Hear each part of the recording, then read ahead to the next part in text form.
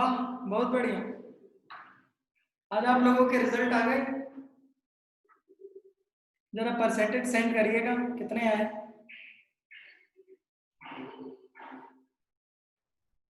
Mail box में कितना कितने, मेल बॉक्स बोल रहा हूँ अभी।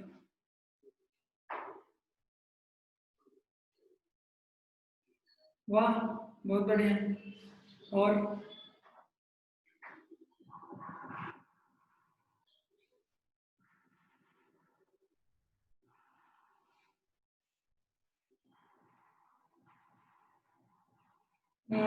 इस बार थोड़ी सी शायद लीनियंट चेकिंग हुई है कोरोना की वजह से।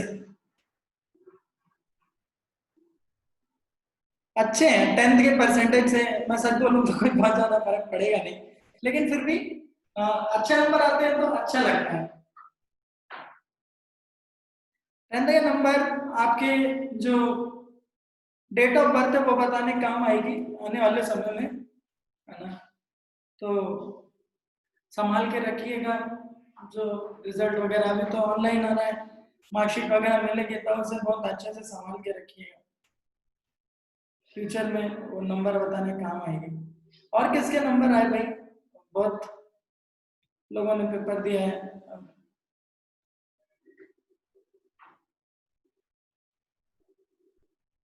अरे ठीक है, मतलब अब मान के चलो 80 से ऊपर है तो भी बहुत अच्छे हैं। 80 से ऊपर है तो बहुत अच्छे हैं, कोई इतना वो नहीं है। 10th में कोई इतना, लेकिन फिर भी अगर मतलब कोई 95 96 आता है ना तो ऐसा लगता है कि मतलब उतने में तो एक आध दो बच्चे साथ में पास हो जाएंगे।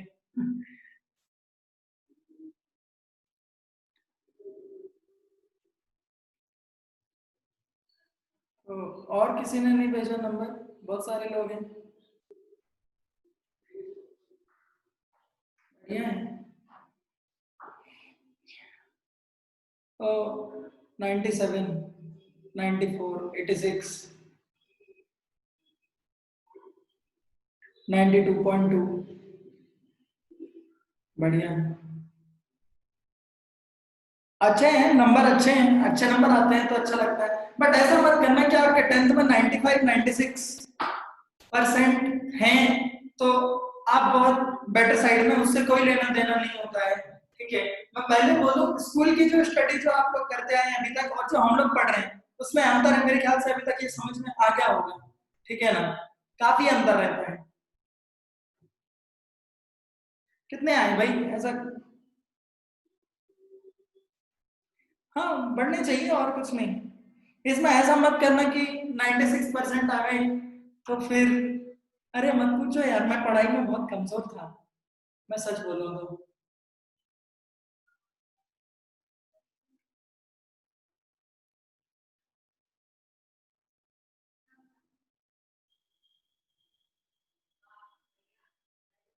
हम्म,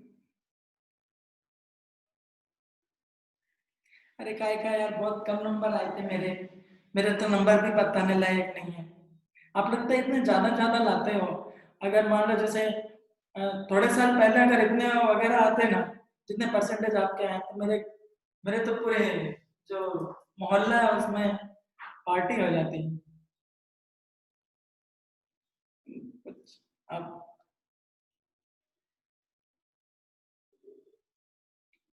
अरे अभी कोई कोई फर्क नहीं पड़ रहा है बेटा, मैं बता दूं। आपके 96 आए तो मत रुकना कि भाई मेरे तो 96% आए हैं तो मैं तो बहुत इंटेलिजेंट हूँ और मेरे तो सिलेक्शन हो रहा है, वैसा कुछ नहीं होता है। ठीक है ना। अभी 2 साल बहुत अच्छे से पढ़िए। ये रिजल्ट जो है वो बिल्कुल अलग है और अभी जो पढ़ रहे हैं वो बिल्कुल बहुत अंतर है। कई कई बच्चे जो हैं वो मतलब उतना एग्जीक्यूट नहीं कर पाते हैं। ठीक है ना, तो ये स्टडी और वो स्टडी को बिल्कुल रिलेट मत करिए। ऐसा नहीं कि भाई अपने बहुत अच्छे परसेंटेज आ रहे हैं तो हमारे उसमें सिलेक्शन, उससे कोई लेना देना नहीं है। कोई फर्क नहीं पड़ता आपके 85% आए हो, 75% आए हो, बस आपके डेट ऑफ बर्थ का प्रूफ बहुत अच्छा हो गया है ना। उस चीज का ध्यान रखें और आगे पढ़ते रहें। ठीक है ना। बहुत अच्छे से पढ़ते रहे, बहुत अच्छे गर्व की बात होती है। 90% से ऊपर आ जाए तब तो मतलब बहुत बहुत गर्व की बात होती है। आपकी फोटो भी आएगी पेपर वेपर में, और क्या चाहिए। तो कुछ होमवर्क दिया गया था। आज बहुत सारे बच्चे खुशियां मना रहे हैं, इसलिए शायद जनसंख्या थोड़ी कम है आज।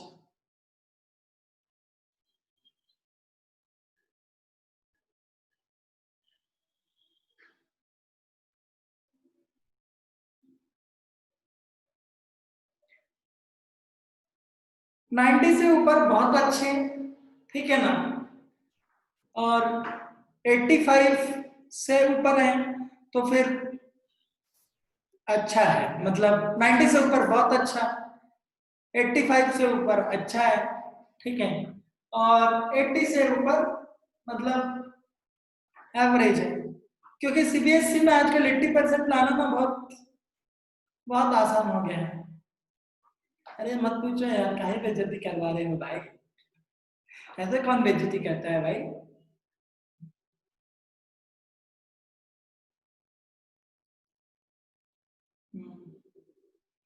एनसीईआरटी होमवर्क में थी।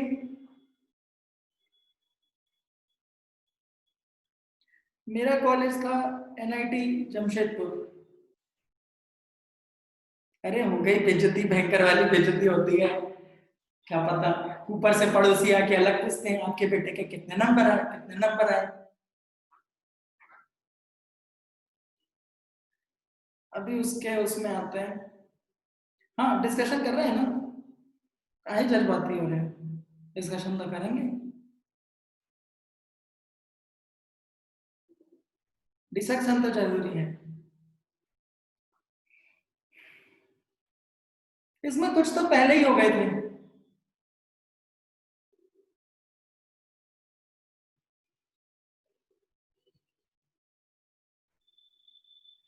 अरे मत पूछो, बड़ी बेइज्जती अभी है।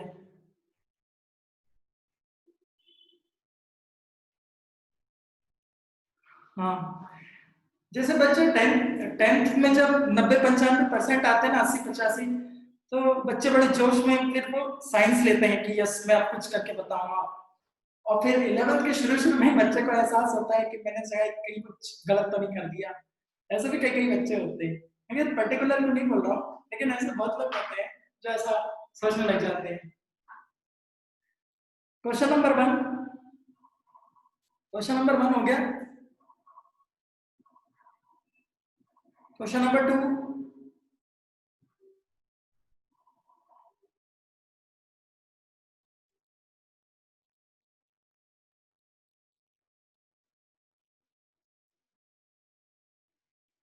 Question number three.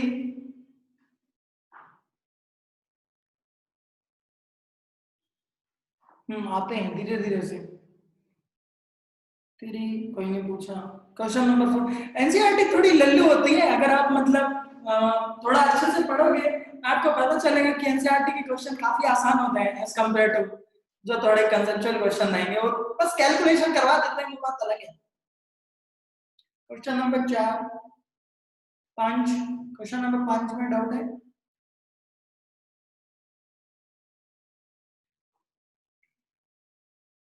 हम्म, छह, क्वेश्चन नंबर छह।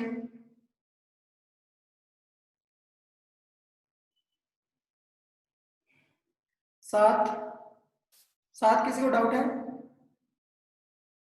आठ,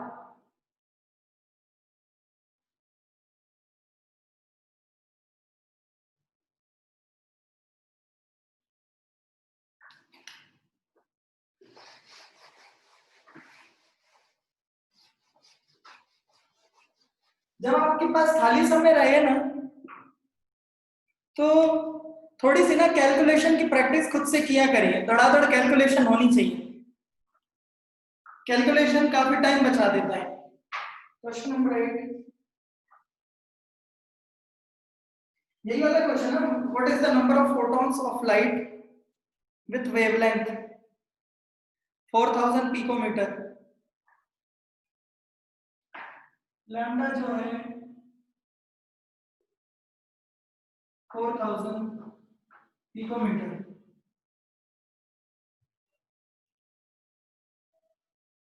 Energy of one photon. Energy of one photon.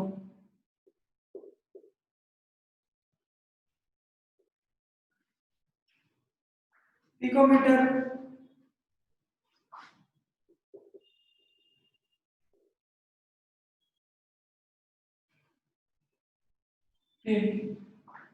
Picometre को मीटर में कन्वर्ट किया, फिर उसे एंगस्ट्रॉम में कन्वर्ट किया।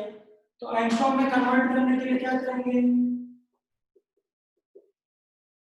4000 into 10 raised to the power -2 electron volt. हाँ कर लो। 1 electron volt equal to 1.6 into 10 raised to the power -19 joule. तो इतने इलेक्ट्रॉन वोल्ट इक्वल टू कितना हो जाएगा?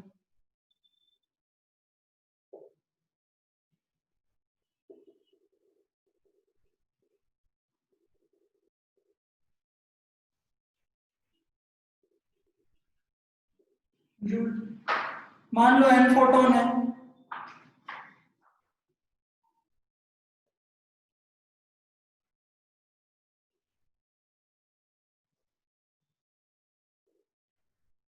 इसको सीधे सीधे भी लिख सकते हो।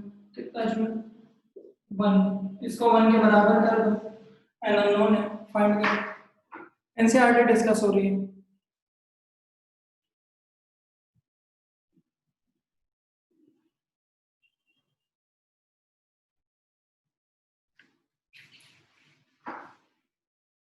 इसमें बोला तो है कि 1 जूल के बराबर करनी है, प्रोवाइड 1 जूल ऑफ एनर्जी। तो 1 जूल के बराबर करेंगे। कितने फोटोन की एनर्जी? 1 जूल होनी चाहिए, क्वेश्चन में ही लिखा हुआ है। अगर 2 जूल लिखा होता तो 2 के बराबर करते, 10 जूल लिखा होता तो 10 के बराबर करते।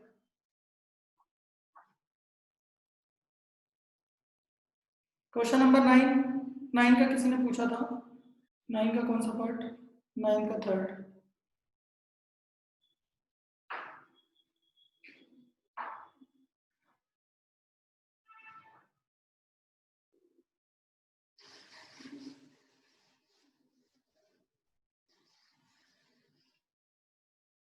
यार ये ऐसे ऐसे क्वेश्चन क्यों पूछ रहे हो यार?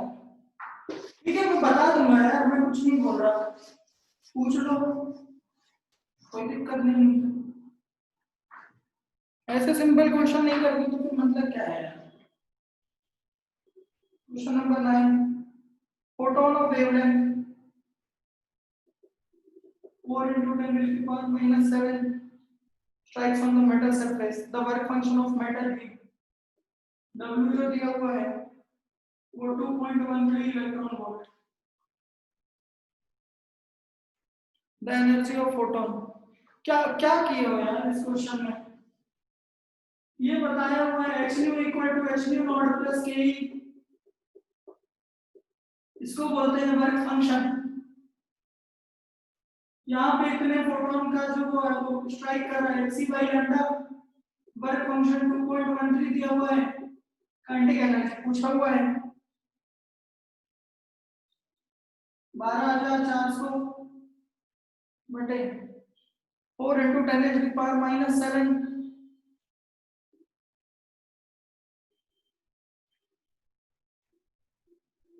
लैम्डा की वैल्यू कितनी है? 10 raised to the power 3 angstrom. यार ये सब क्वेश्चन क्यों पूछ रहे हो? मतलब मैंने इसमें ऐसा क्या किया जो आप नहीं कर सकते? तो जरा मुझे बताओगे? मैंने इसमें कंसेप्चुअली ऐसी कौन सी चीज लगाई है जो आप बिल्कुल ही नहीं लगा सकते?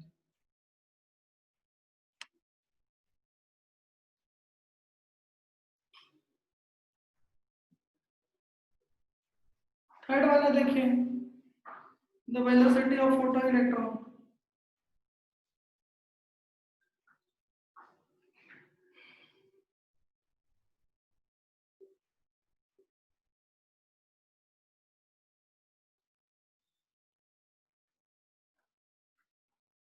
ये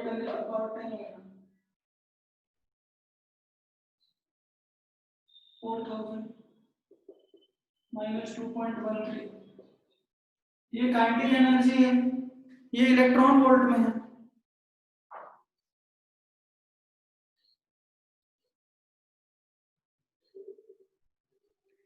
काइनेटिक एनर्जी ये और एनर्जी ऑफ फोटोन दोनों चीजें सेम होती हैं। एनर्जी ऑफ फोटोन पूछा है, काइनेटिक एनर्जी नहीं होगी फोटोन की, ये पूछा है जब hc/λ एनर्जी ऑफ फोटोन में, और काइनेटिक एनर्जी मतलब ये वाला टर्म पूछा है। पहले वाले पार्ट में ये चीज पूछा हुआ है, सेकंड पार्ट में ये चीज पूछा हुआ है। ये इलेक्ट्रॉन वोल्ट में आएगा, इसको जूल में कन्वर्ट करो।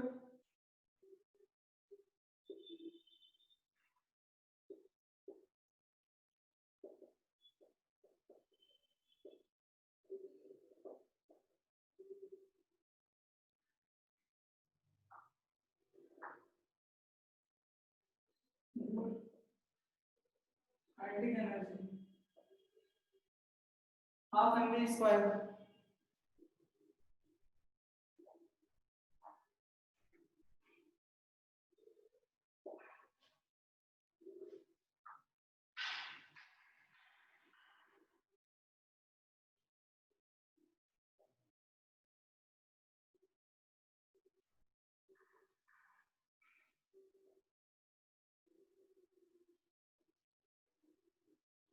इसको अंडर रूट कर लीजिए, इससे अप्रॉक्स आंसर आएगा। आप इसको अगर एग्जैक्ट कैलकुलेट करना चाहते हो तो आप यहाँ पे h की वैल्यू रखिए 6.62 into 10⁻⁻34 और न्यू की वैल्यू hc/λ, लाइट की स्पीड पुट कर लीजिए, करना यही है इसको। नहीं, मैं मतलब ईमानदारी से बता रहा हूँ, एनसीईआरटी कोशिश करिए कि आप खुद से सॉल्व कर लें, ठीक है। मैं डिस्कशन के लिए दे रहा हूँ ताकि आप एक बार प्रैक्टिस के लिए कर लें, लेकिन इसमें ऐसी ऐसी चीजें पूछ रहे हैं बच्चे कि मैं क्या बोलूं।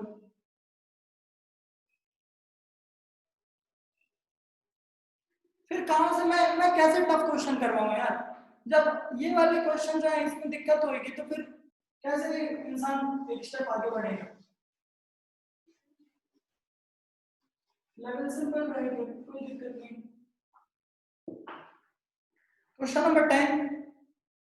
नंबर 10 किसी को डाउट है?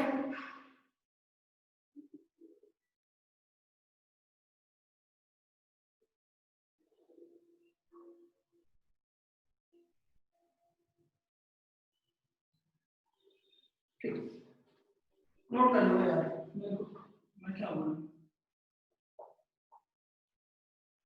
Electromagnetic radiation of wavelength 242 nanometre is just sufficient to ionize the atom। इस एनर्जी को पहले इलेक्ट्रॉन वोल्ट में कन्वर्ट करो।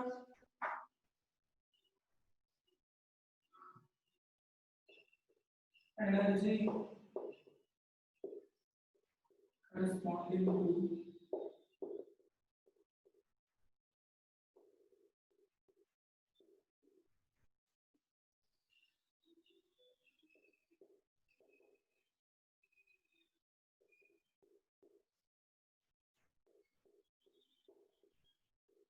To four two zero electron volt, उसमें पर मोल में पूछ रहे हैं, ठीक है।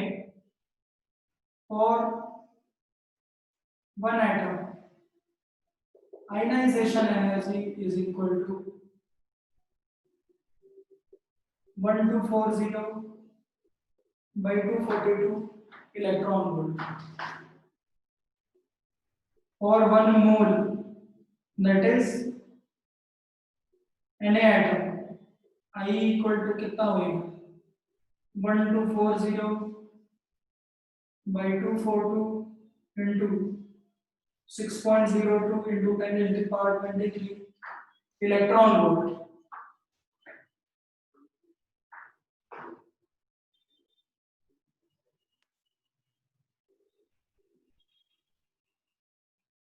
कहाँ एक फोटोन की एनर्जी पूछा है, एक फोटोन की एनर्जी पूछ लेते हैं तो लिखेंगे।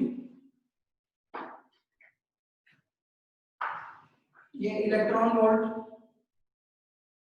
इसको जूल में कन्वर्ट करते हैं।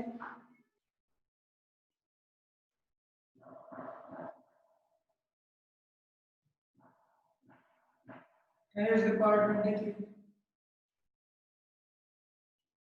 1.6 into 10 raised to the power।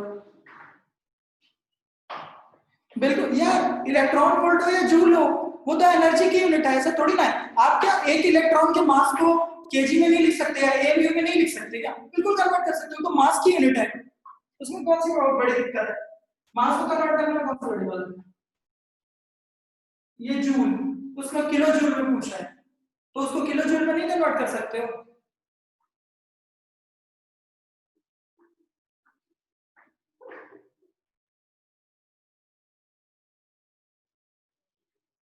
Low,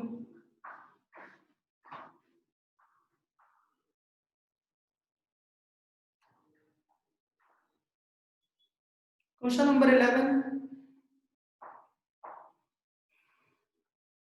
question number 11,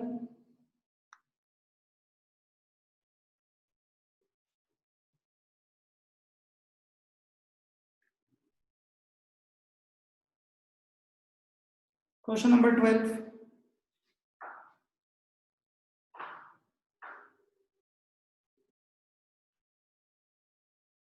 एक सेकंड में कितने फोटोन एमिट हो रहे हैं? एक फोटोन में कितने, क्वांटा मतलब फोटोन, बताया था लाइट के क्वांटा को फोटोन कहते हैं। एक सेकंड में कितने फोटोन एमिट हो रहे हैं वो पूछा है।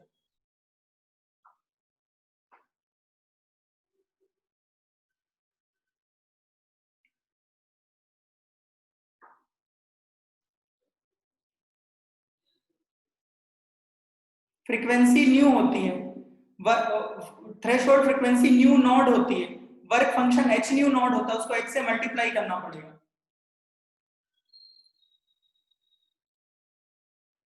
क्या कर रहे हो यार, कौन सी चीज पूछ रहे हो भाई?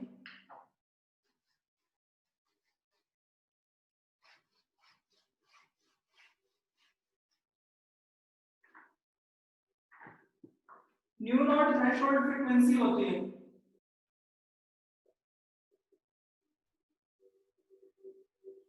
फ्रीक्वेंसी के करस्पॉन्डिंग जो एनर्जी है, एनर्जी ऑफ फोटोन, इस फ्रीक्वेंसी के करस्पॉन्डिंग जो एनर्जी होगी, E equal to h nu naught, यह है work function.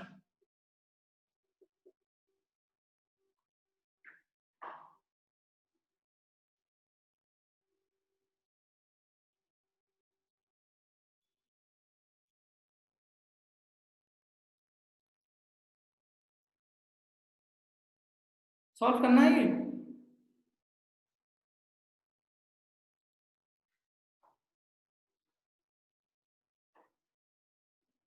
Question number 13,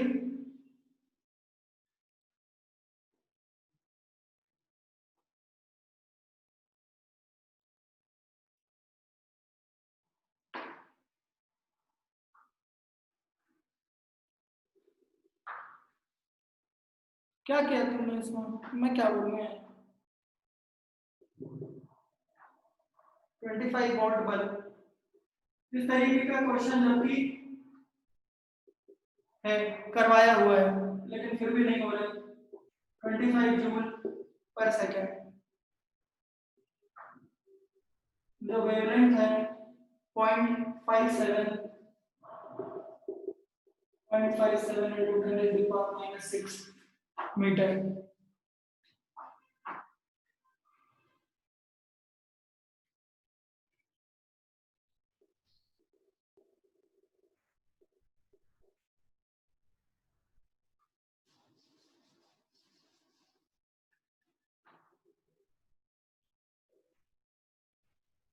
energy of one photon, hc by lambda, h की वैल्यू रख लो, कन्वर्ट नहीं करना पड़ेगा। 10 to the power minus 34, 3 into 10 to the power 8, 0.57 into 10 to the power minus 6। एक photon की एनर्जी इतनी है। Let n photons are emitted in 1 second, और एक सेकंड में जो टोटल एनर्जी एमिट हो रही है वो कितनी है? 25 जूल। सीधे सीधे क्लास का क्वेश्चन नहीं कर पाते हो यार। 3 into 10 raised to the power 8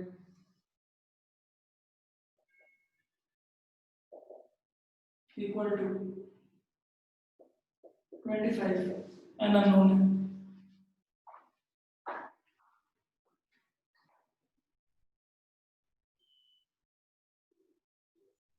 question number 13,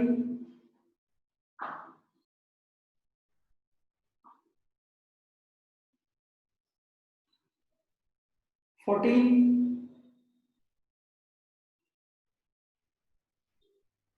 14,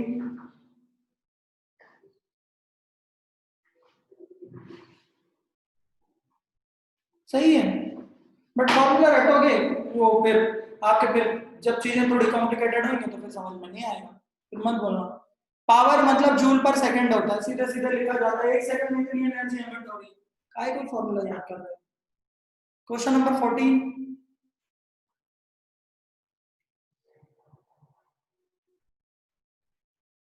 15, 15 में ये जो एक एच एटम लिख दिया है, एक एच एटम का मतलब है कि उसमें एक ही एच एटम है, ठीक है ना, उसमें ये मेंशन रहना चाहिए कि सैंपल ऑफ एच एटम है, तब वो आएगा, ठीक है ना। एक एच एटम है मतलब वो तो एक तरीके से आइसोलेटेड एक ही एच एटम दिया हुआ है, या हाइड्रोजन एटम सैंपल दिया हुआ होना चाहिए।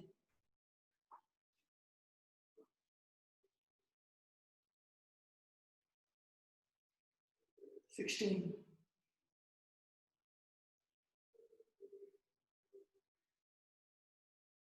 क्या पूछ रहे हो भाई।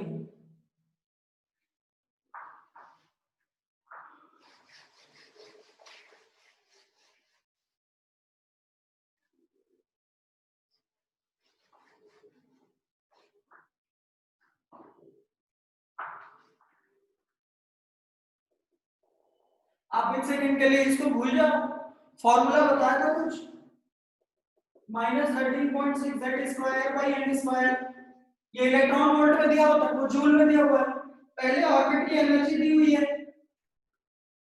मान लो अगर हाइड्रोजन एटम बोला हुआ है -13.6 by n square electron volt, अगर फिफ्थ ऑर्बिट के लिए निकालना होगा, फर्स्ट ऑर्बिट के लिए 1 स्क्वायर रहेगा, इवन 5 लिखना रहेगा तो -13.6 बाई 5 स्क्वायर ये रहेगा। तो फर्स्ट ऑर्बिट की जो एनर्जी उसको 5 स्क्वायर डिवाइड ही तो किया है, तो यहाँ पे कितना दिया हुआ है -2.18, ये जूल में है, मल्टीप्लाई करके लिखा हुआ है, E5 कितना आएगा -2.18 into 10 raised to the power 1 5 square हो गया।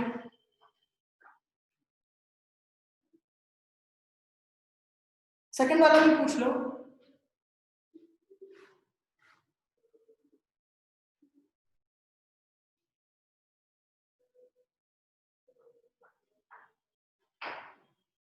अच्छी बात है, ये ऑर्बिट की एनर्जी तो लिखते हैं, इलेक्ट्रॉन की एनर्जी उस पर्टिकुलर ऑर्बिट में कितनी होगी, n equal to 1 n equal to 2 वो ऑर्बिट ही तो रिप्रेजेंट कर रहा है। क्वेश्चन नंबर 17, क्वेश्चन नंबर 17,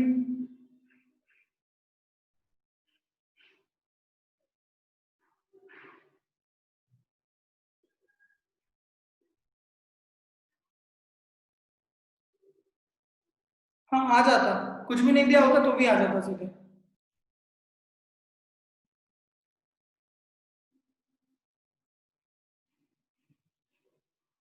कुछ भी नहीं दिया होता तो भी सीधे आ जाता।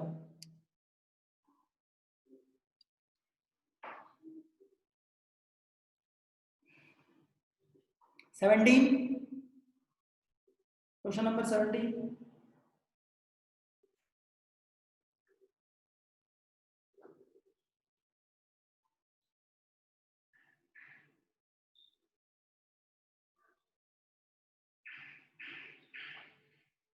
Question number 18,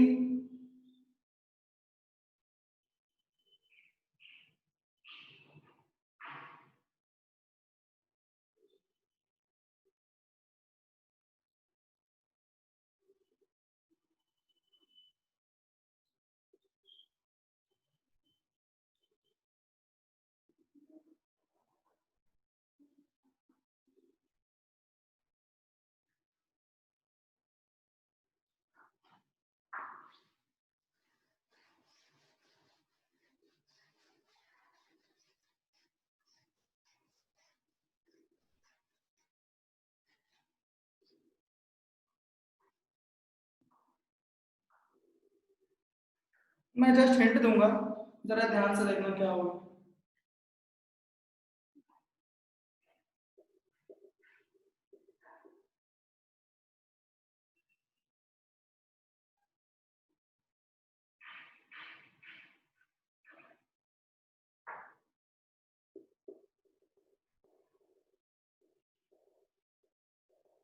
n equal to 5 से 1 जंप कर रहा है, तो उसमें वेवलेंथ पूछा हुआ है 1 upon lambda equal to R H 1 upon n1 square 1 upon n2 square.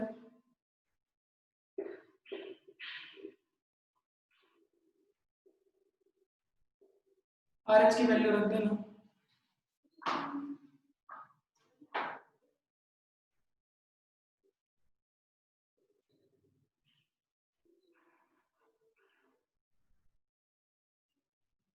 Nineteen.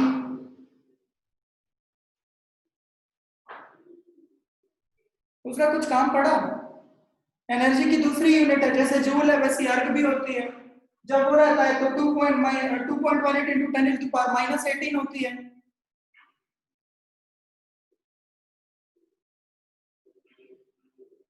Joule को अर्ग में कन्वर्ट किया और कुछ नहीं, उससे क्या फर्क पड़ रहा है?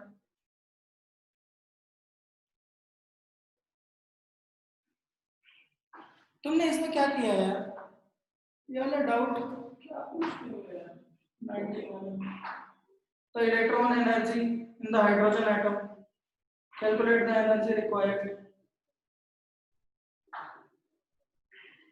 n equal to 2 n equal to infinity, electron बाहर निकालना है, मतलब ये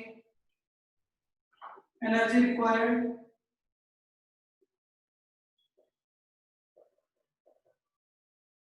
E infinity माइनस E2।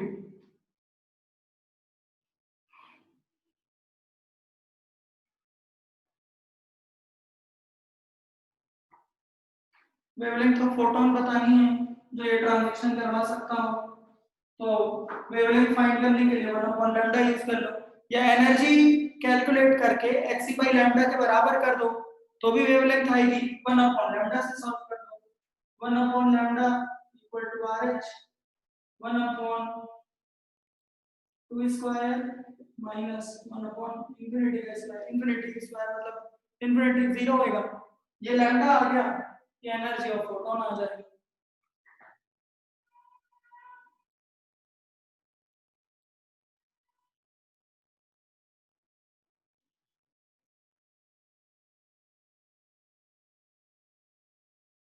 वो यूनिट नहीं दी है,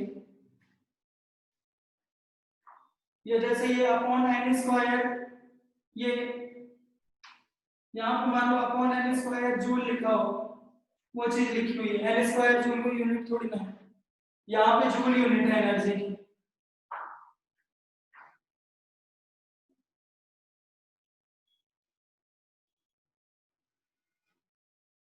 क्वेश्चन नंबर 20।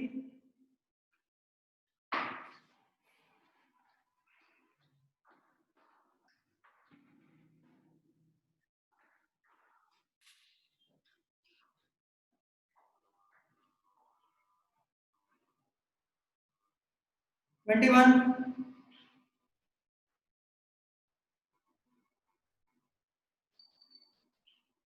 लास्ट में कुछ चीजें बताऊंगा मैं।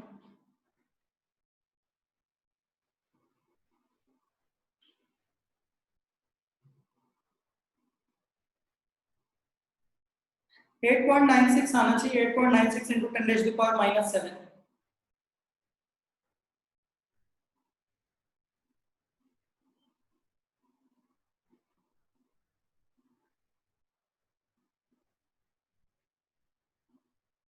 नहीं,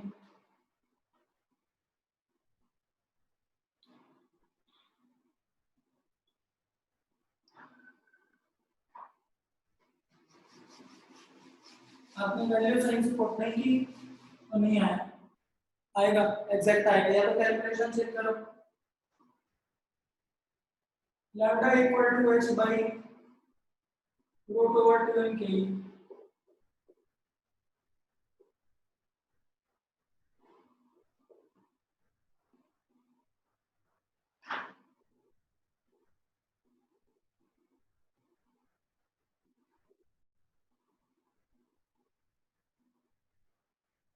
इसको सॉल्व करना है बस।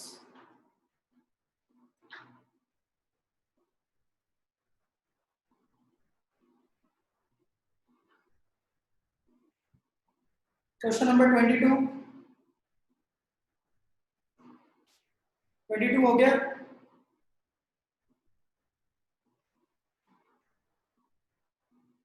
23 के किसी पार्ट में डाउट है?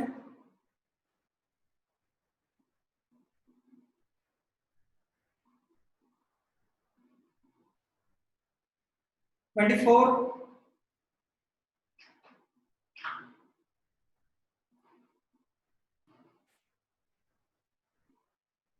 24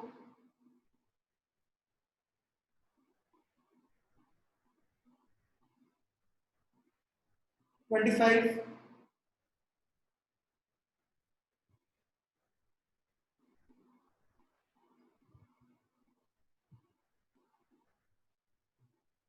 26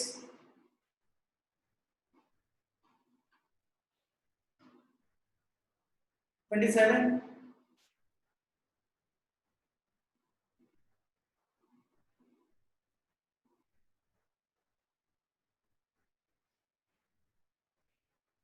28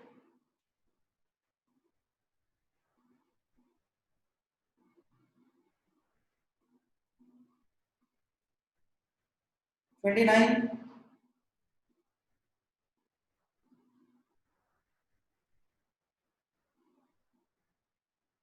30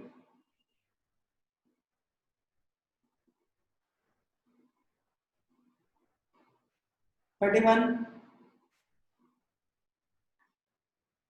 32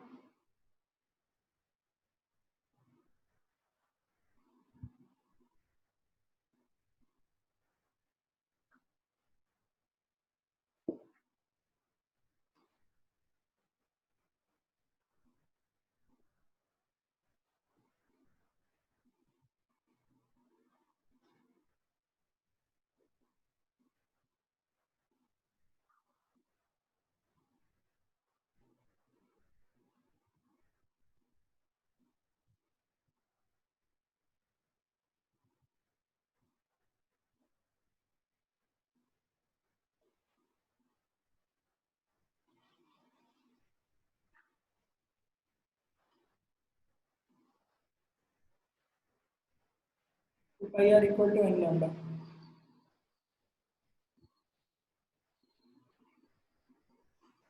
33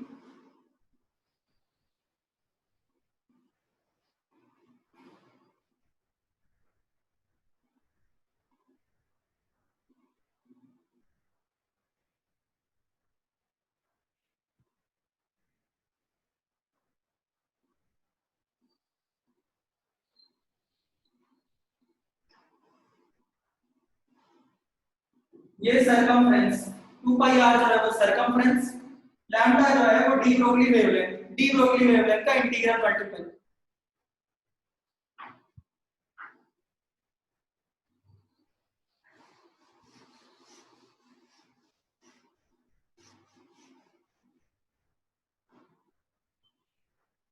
थर्टी थ्री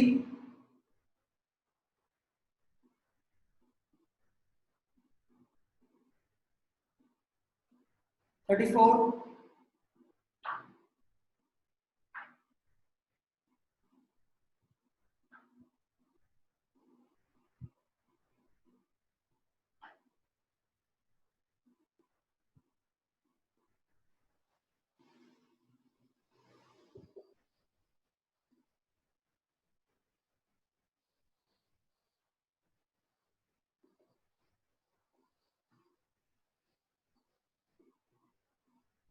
ये प्रोसेस बोला है। आयनाइजेशन एनर्जी दिया हुआ है, ionization for H atom 2.18 into 10⁻⁻18 joule per atom.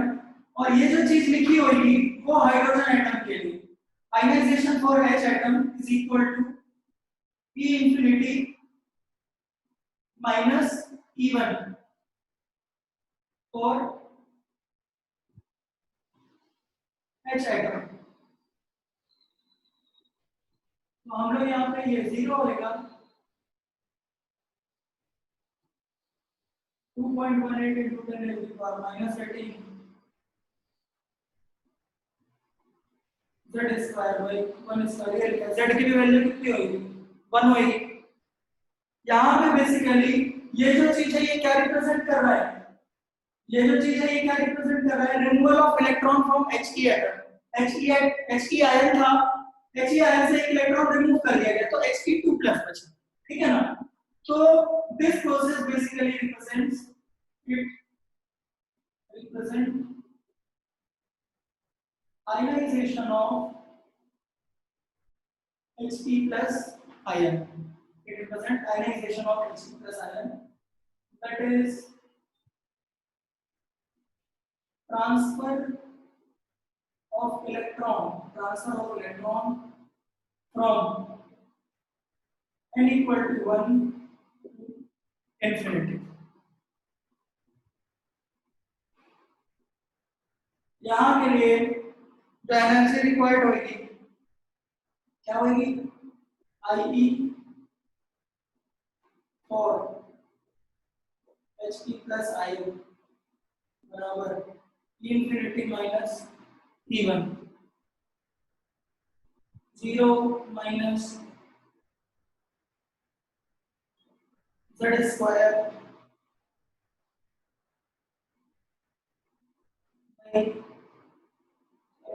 z square जो होगा वो 2 स्क्वायर H की प्लस साइड होगी नंबर 2 n स्क्वायर।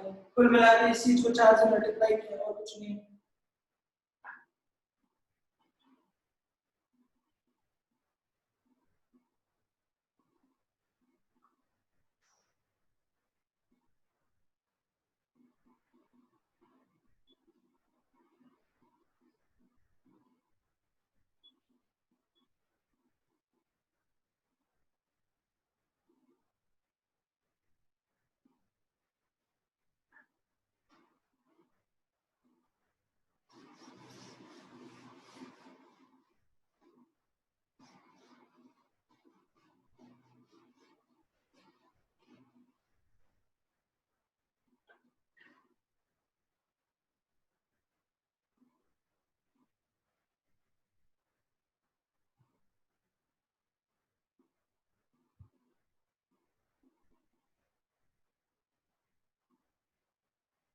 बट भाई तो इतना टफ क्वेश्चन नहीं है यार, मैं बता देता हूँ। ऐसे करके लाइन बना दो,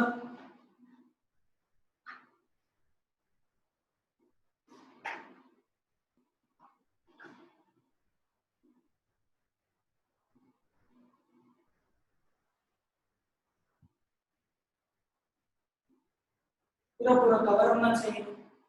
हाँ यही है।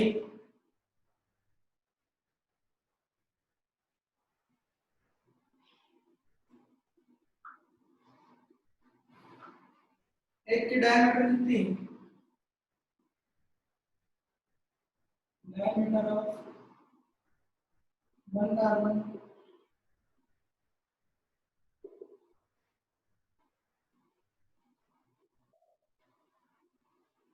मान लो पूरे पूरे n रखे गए हैं, n कार्बन एटम प्लेस किए हैं।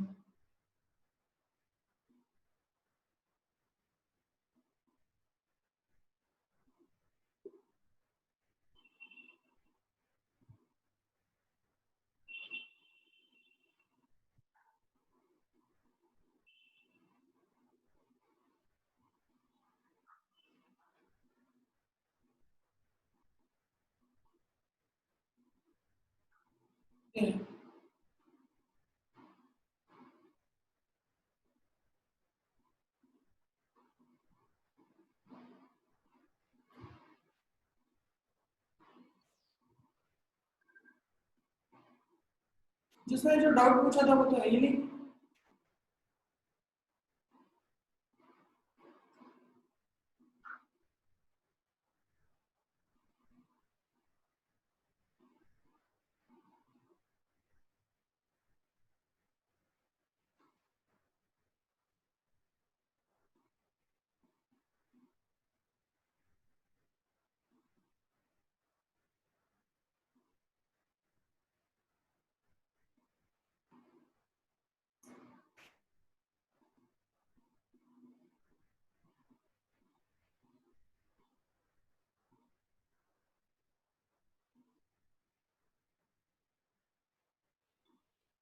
लो।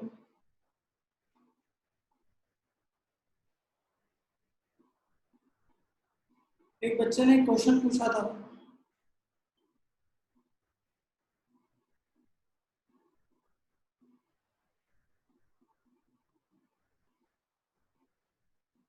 बढ़िया है।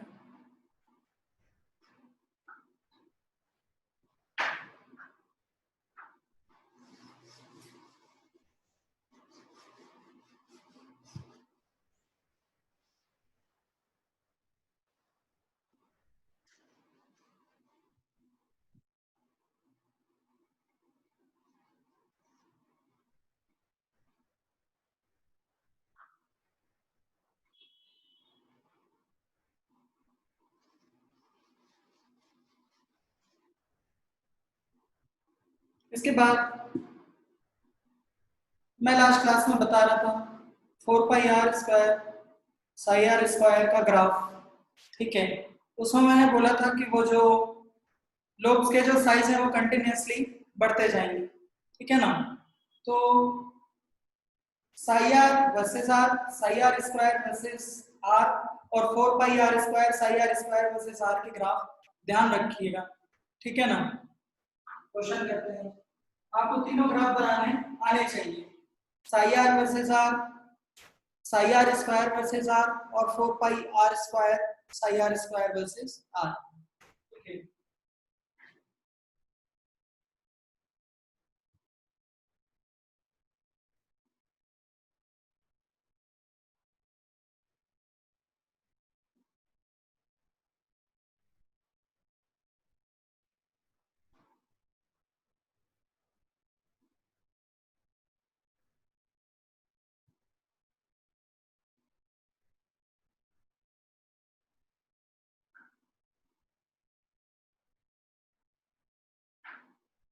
ग्राफ बनाइएगा इसके लिए।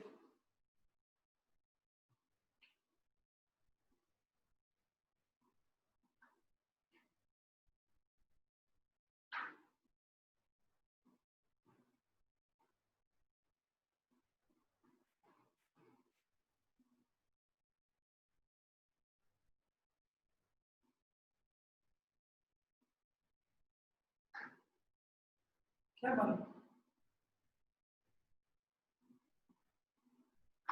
ओडी 5 और 3, हाँ एक ही ग्राफ बनाना है।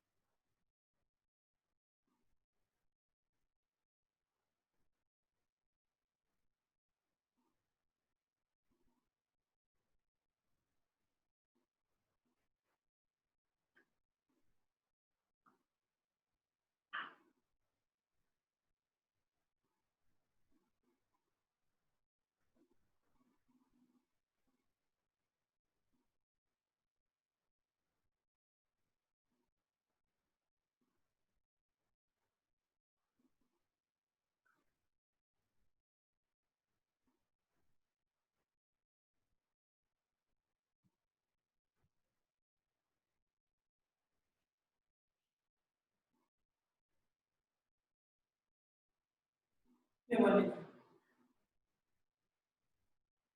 कितना लोगों का सही हुआ? 40 वाला।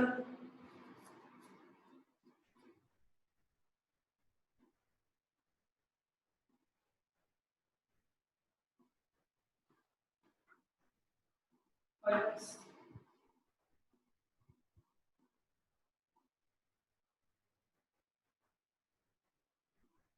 4 नंबर।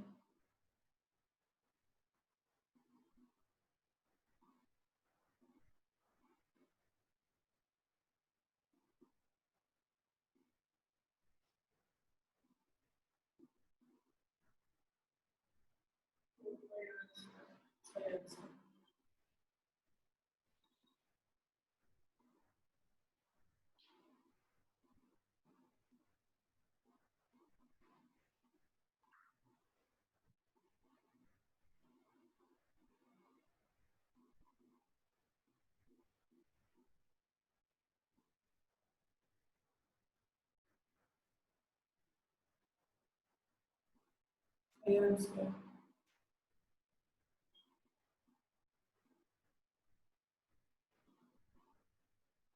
ठीक है।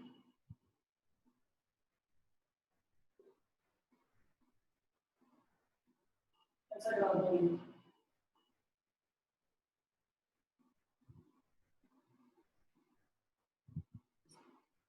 कितना लोगों का सही हुआ तीनों?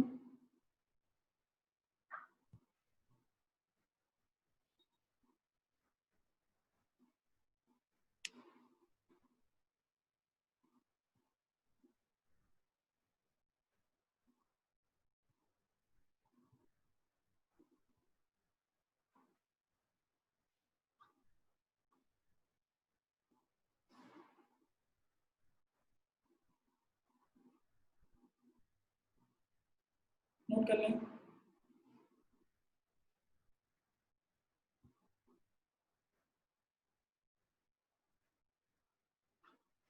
अगला वाला बन गया।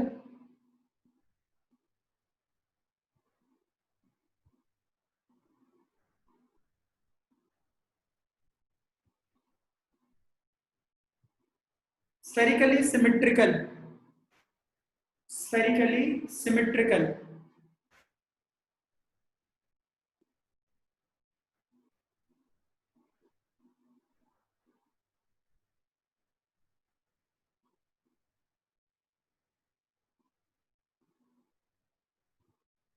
स्फेयर है मतलब, और कुछ नहीं।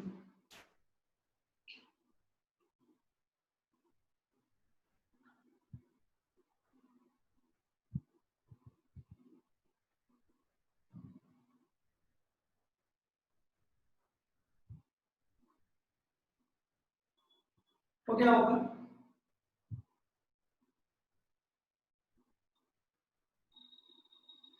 ऐसा बनेगा। 1s का बनेगा बिल्कुल।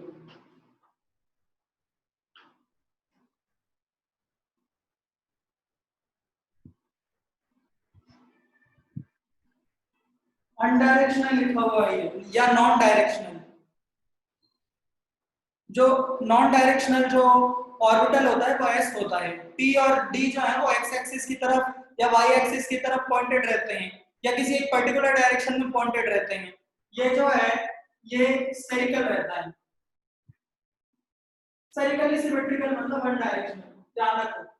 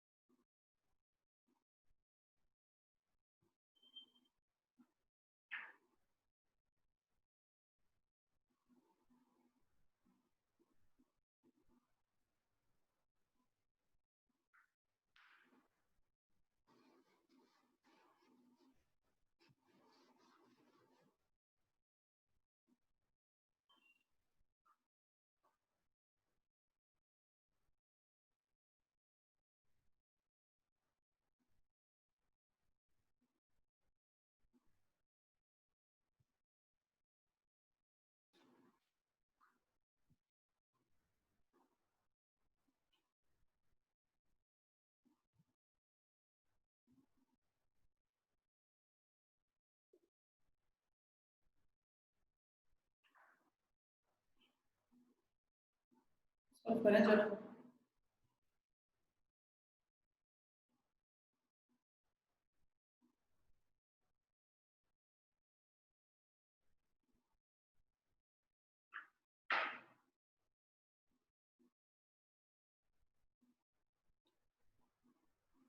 K1 e raised to the power minus r upon K2 r square minus 5 K3r plus 6 K3 square K3 equal to 1।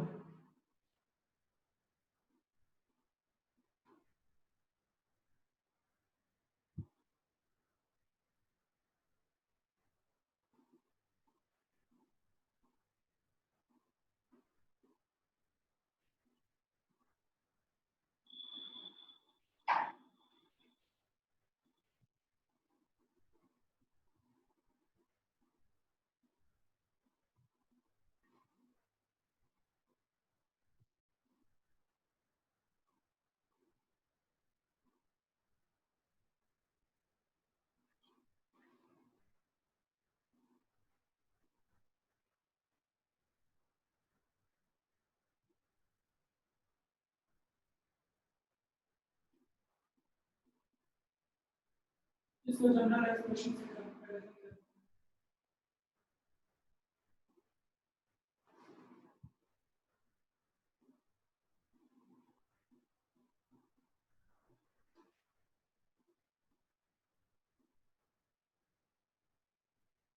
Polynomial of degree n minus l minus 1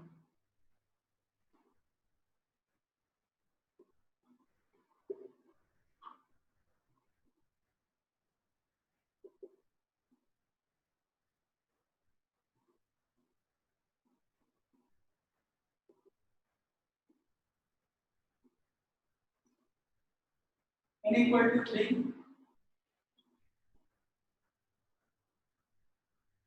l equal to 0। Angular node होता है, angular node की value होती है l के बराबर।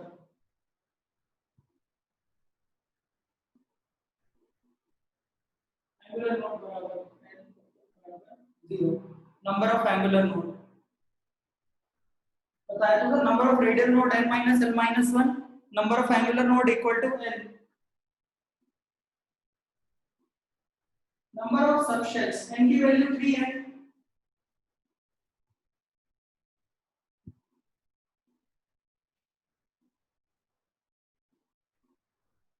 हाँ बिल्कुल, देखो आया बताओ।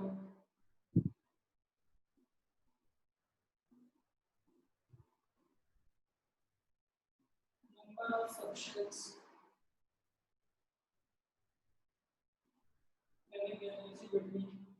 n plus 5s, n plus 5s मतलब 8s 2 n plus 5 8।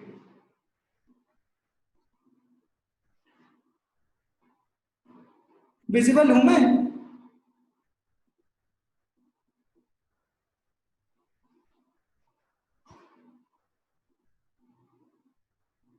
दिख तो रहा है यार, फिर क्या दिक्कत है?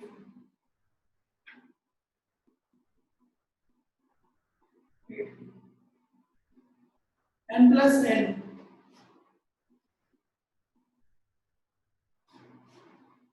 n plus n equal to 8 और यहाँ पे n plus l equal to 9। तो अपने को 8 से 9 के बीच, हाँ क्यों नहीं हो सकता, बिल्कुल हो सकता है। वैल्यूज देखो, इनके बीच में कोई अंतर नहीं है।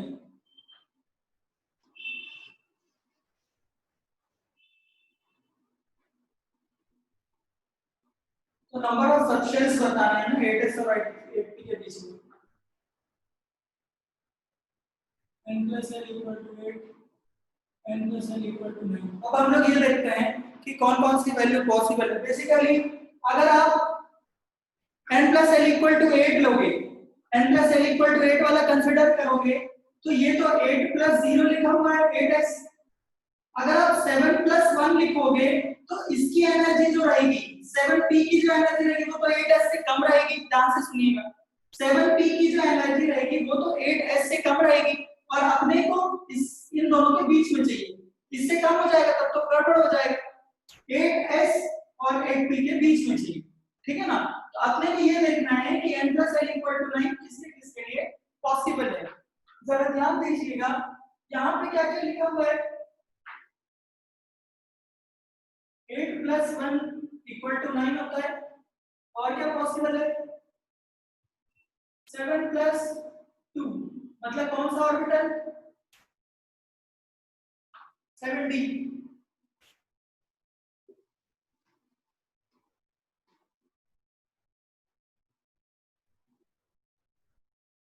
6 + 3 वो भी 9 होएगा, ये कौन सा होएगा, 6f।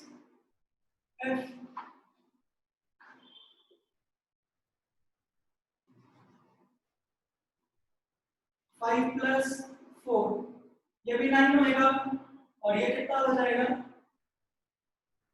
5g। इसके बाद पॉसिबल नहीं है, क्योंकि आप 4 + 5 करोगे तो n की वैल्यू अगर 4 है तो n की वैल्यू 5 नहीं हो सकती। यही 3 केस पॉसिबल है, यही 3 केस पॉसिबल है। आप इसके अलावा और भी कंसीडर करो, मान लो आप 4 + 5 रख रहे हो, तो इसका मतलब यह है कि आप n = 4 रख रहे हो और l = 5 रख रहे हो, जो कि क्वांटम नंबर की थ्योरी के हिसाब से पॉसिबल नहीं है। तो कितने ऑर्बिटल हुए ऐसे जो उसके बीच में लाई करेंगे, 8s, 7d, 6f, 5g, ये 3 ऑर्बिटल की एनर्जी जो रहेगी वो 8s और 8p के बीच में आएगी, तो 3 है।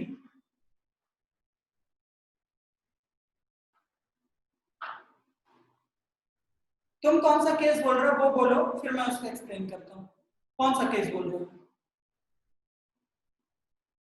तुम वैल्यू बताओ, उसको रख के देखते हैं उसकी एनर्जी इसके और इसके बीच आनी चाहिए। हाँ 7f,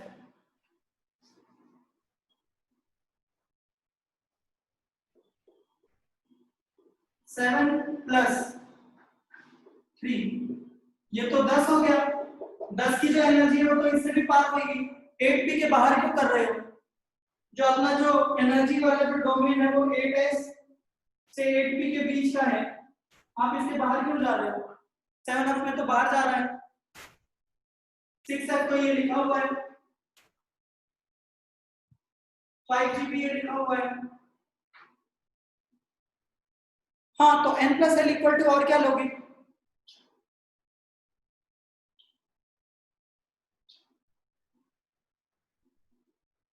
बहुत अच्छे।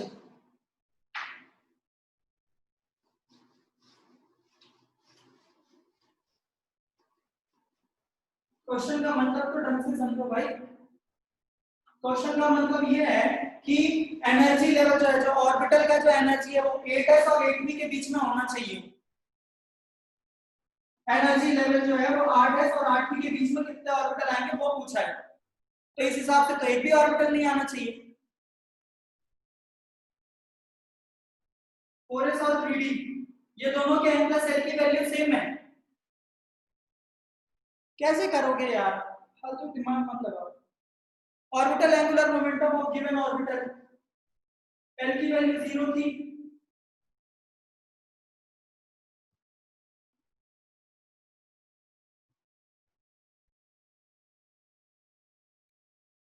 h अपॉन 2 0 होएगा।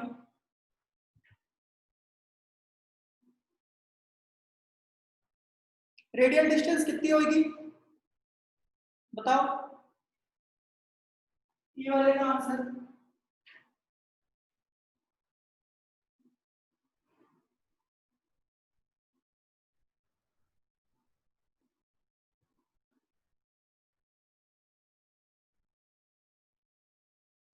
थ्री।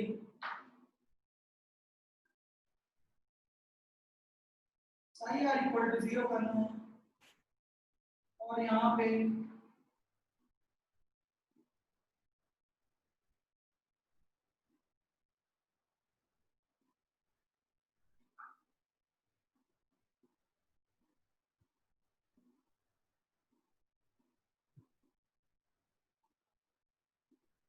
3 वाला 2 है, तो इसका आंसर हो गया 3।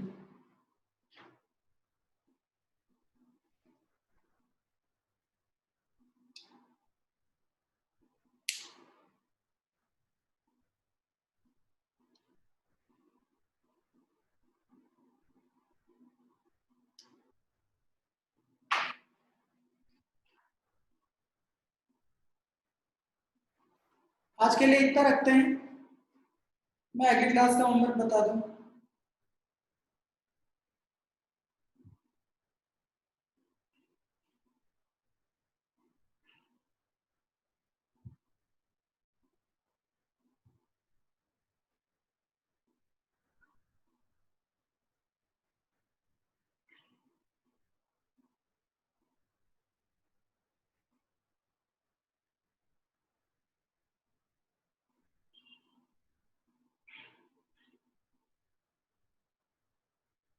नेक्स्ट क्लास में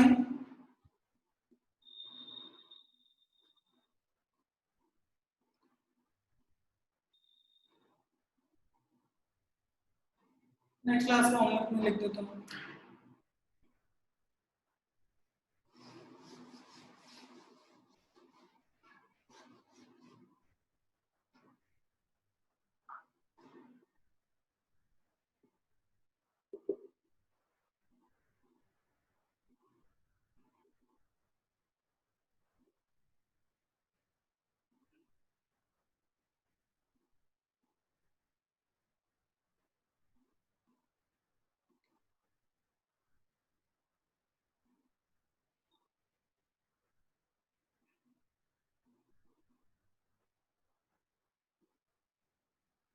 और बता रहा हूँ।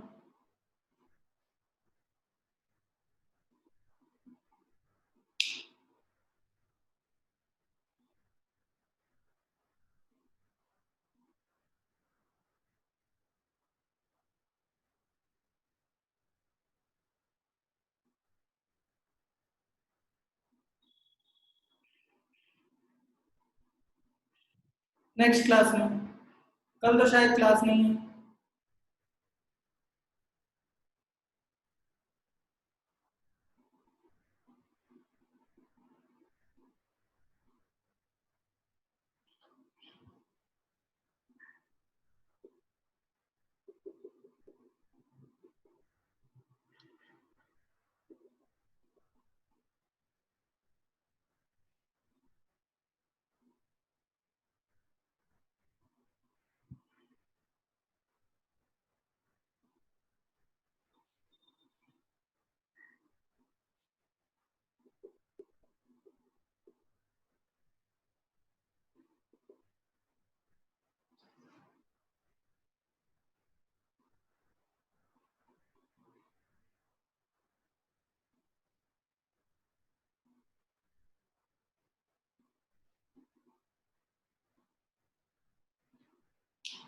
सेक्शन है,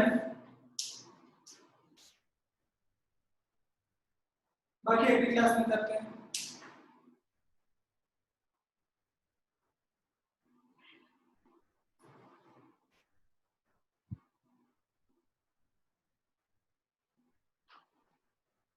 9s की एनर्जी 8p की एनर्जी से कंपैरिजन करो, समझ में आ जाएगा। 9s की एनर्जी 8p से कम होगी या ज्यादा होगी, वो देख लो एक बार, फिर बाकी बातें बाद में करते हैं।